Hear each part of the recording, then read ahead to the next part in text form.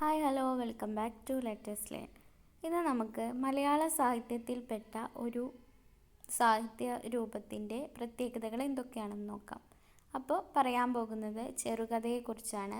ചെറുകഥയുടെ പ്രത്യേകതകൾ എന്തൊക്കെയാണ്?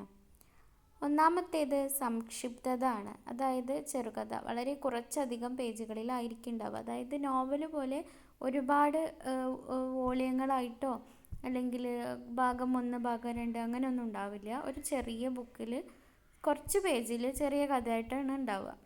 അല്പസമയത്തിനുള്ളിൽ തന്നെ വായിച്ചു തീർക്കാൻ കഴിയും. ആ ഒരു രീതിയിലാണ് ചെറുകഥ ഉണ്ടാവുക. മറ്റൊന്ന്, ചെറുകഥയിൽ സാധാരണയായി ഒരു പ്രധാന സംഭവമോ അല്ലെങ്കിൽ ഒരാശയമോ മാത്രമേ ഉണ്ടാവൂ. അതുവഴി കഥയിലെ ഊർജം കേന്ദ്രീകരിക്കാൻ കഴിയും. അതായത് ഒരു പ്രധാന കഥാപാത്രത്തെ അല്ലെങ്കിൽ ഒരു പ്രധാന കഥയെ കേന്ദ്രീകരിച്ചായിരിക്കും ഈ ഒരു ചെറുകഥ നടക്കുന്നത്. അതായത് ഒറ്റ സംഭവ വികാസമായിരിക്കും.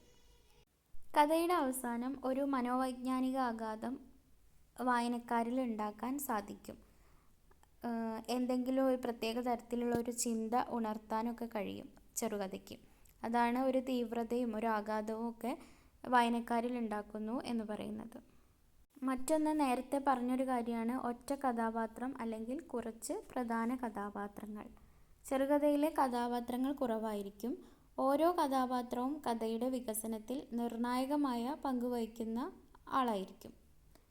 മറ്റൊന്ന്, ആരംഭത്തിൽ തന്നെ ആകർഷണം എന്നുള്ളതാണ്. അതായത് ആദ്യത്തെ കുറച്ച് വരികളിൽ തന്നെ വായനക്കാരനെ ഈ ഒരു ചെറുകഥ ആകർഷിക്കേണ്ടതുണ്ട്. എന്നാലാണ് അത് വായിക്കാനുള്ള ഒരു പ്രേരണ വായനക്കാരന് ഉണ്ടാവുള്ളൂ.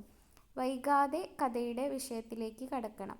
അപ്പോൾ ഒരു പ്രേരണ വേണം. അതുപോലെ ഒരുപാട് വലിച്ചു നീട്ടാതെ പെട്ടെന്ന് തന്നെ കഥയുടെ വിഷയത്തിലേക്ക് കടക്കുന്ന രീതിയിലായിരിക്കും ചെറുകഥ. ഇനി ഇതിൻ്റെ അവതരണത്തിലാണെങ്കിൽ അല്ലെങ്കിൽ ഒരു വൈചിത്രം നിറഞ്ഞിരിക്കും.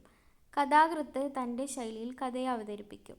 ഭാഷ, സംവാദം, വിവരണം എന്നിവയ്ക്ക് പ്രത്യേക ശ്രദ്ധ നൽകിക്കൊണ്ടാണ് കഥാകൃത്ത് തൻ്റേതായ ഒരു ശൈലിയിൽ കഥയെ അവതരിപ്പിക്കുക. കഥയുടെ അവസാനം ഒരു തരം ഒതുക്കം, നേരത്തെ നമ്മൾ പറഞ്ഞല്ലോ, എന്തെങ്കിലും തരത്തിലുള്ള ഒരു ചിന്ത വായനക്കാരന് നൽകുന്നു. അതുപോലെ കഥയുടെ അവസാനം എന്തെങ്കിലും തരത്തിലുള്ള ഒരു സന്ദേശം ഈ ഒരു ചെറുകഥ നൽകും. തുറന്ന ഒരു അവസാനമായിരിക്കും ഉണ്ടാവുക. അപ്പോൾ ഇതൊക്കെയാണ് ചെറുകഥയുടെ പ്രത്യേകതകൾ. എന്തൊക്കെയാണെന്ന് ഒന്നുകൂടെ ഓടിച്ചു പറയാം. ഒന്ന്, സംക്ഷിപ്തത. മറ്റൊന്ന്, ഒറ്റ സംഭവ വികാസം, തീവ്രതയും ആഘാതവും, ഒറ്റ കഥാപാത്രം അല്ലെങ്കിൽ കുറച്ച് പ്രധാന കഥാപാത്രങ്ങൾ, ആരംഭത്തിൽ തന്നെ ആകർഷണം, വൈചിത്രം നിറഞ്ഞ അവതരണം, ഒരു വിഷയത്തിൽ കേന്ദ്രീകൃതം, ഉപസംഹാരത്തിലെ ഊർജം. ഇതൊക്കെയാണ് ചെറുകഥയുടെ പ്രത്യേകതകളായിട്ട് വരുന്നത്. ഇനി മലയാളത്തിൽ പ്രശസ്തമായ നിരവധി ചെറുകഥാകൃത്തുക്കളുണ്ട്. അവർ ഓരോരുത്തരും തങ്ങളുടെ ശൈലിയിലും ആശയത്തിലും ഒക്കെ ചെറുകഥയെ ആഴപ്പെടുത്തി. ചില പ്രമുഖരായ ചെറുകഥാകൃത്തുക്കളും അവരിലൂടെ പ്രസിദ്ധമായ കഥകളും ഏതൊക്കെയാണെന്ന് നമുക്ക് നോക്കാം. ഒന്ന്, നമുക്ക് ഏവർക്കും അറിയാം, വൈക്കം മുഹമ്മദ് ബഷീർ. ലളിതവും ഹാസ്യവും കലർന്ന ജീവിതാനുഭവങ്ങളാണ് അദ്ദേഹത്തിൻ്റെ ഒരു ശൈലിയായിട്ട് വരുന്നത്. യാഥാസ്ഥിതികതയ്ക്കെതിരെ സാധാരണ മനുഷ്യരുടെ ജീവിതം തുറന്നു കാട്ടുകയാണ് അദ്ദേഹത്തിൻ്റെ കഥകളുടെയൊക്കെ തന്നെ സവിശേഷത. പ്രസിദ്ധമായൊരു കഥയാണ് ഊർഗം എന്നുള്ളത്. അപ്പോൾ പ്രസിദ്ധമായൊരു ചെറുകഥയാണ് ഊർഗം എന്നത്. വൈക്കം മുഹമ്മദ് ബഷീറിനെ കുറിച്ച് നമുക്കറിയാം. ഇന്നത്തെ ദിവസത്തിൻ്റെ പ്രത്യേകത തന്നെയും അതാണ്. ജൂലൈ 5 ബഷീർ ദിനമാണ്. അതായത് വൈക്കം മുഹമ്മദ് ബഷീറിൻ്റെ ചരമദിനമാണ് നമ്മൾ ബഷീർ ദിനമായിട്ട് ആചരിക്കുന്നത്. അദ്ദേഹത്തിൻ്റെ കഥകൾക്ക് ഒരുപാട് പ്രത്യേകതയുണ്ട്.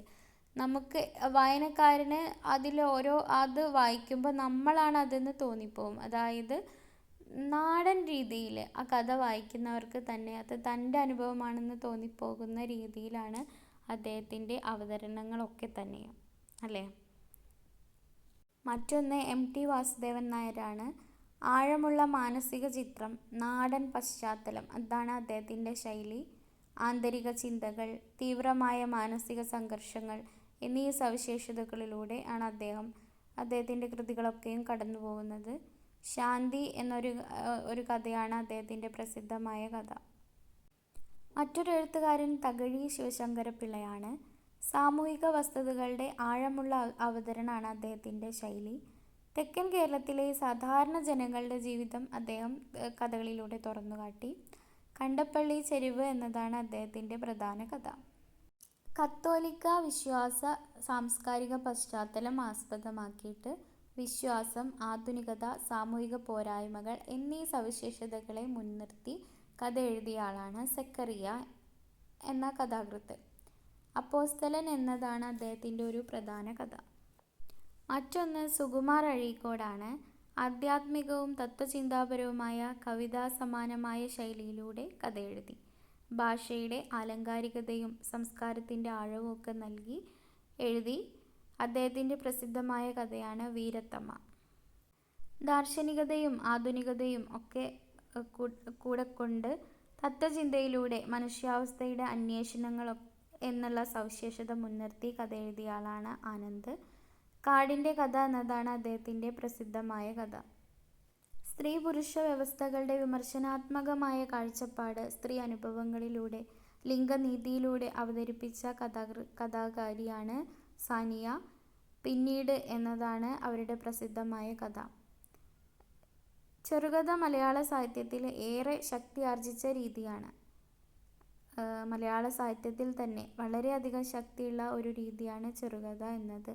കാരണം നമുക്കറിയാം, വായനക്കാരനെ ഏറെ പ്രീതിപ്പെടുത്തുന്ന ഒന്നാണ്. കാരണം പെട്ടെന്ന് തന്നെ കഥയുടെ ഉള്ളടക്കത്തിലേക്ക് പോകാൻ കഴിയും, പെട്ടെന്ന് തന്നെ വായിച്ചു തീർക്കാൻ കഴിയും. വായനക്കാരൻ്റെ ആ ഒരു എഴുത്തിൻ്റെ ശൈലി കൊണ്ട് തന്നെ വായനക്കാരൻ ആ കഥയിലെ ഒരാളായിത്തീരും.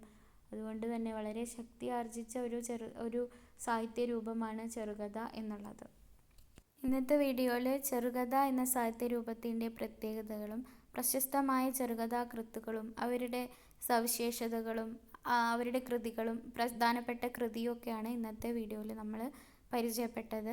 മറ്റൊരു വീഡിയോ ആയിട്ട് വീണ്ടും കാണാം. അതുവരെ എല്ലാവർക്കും നന്ദി, നമസ്കാരം.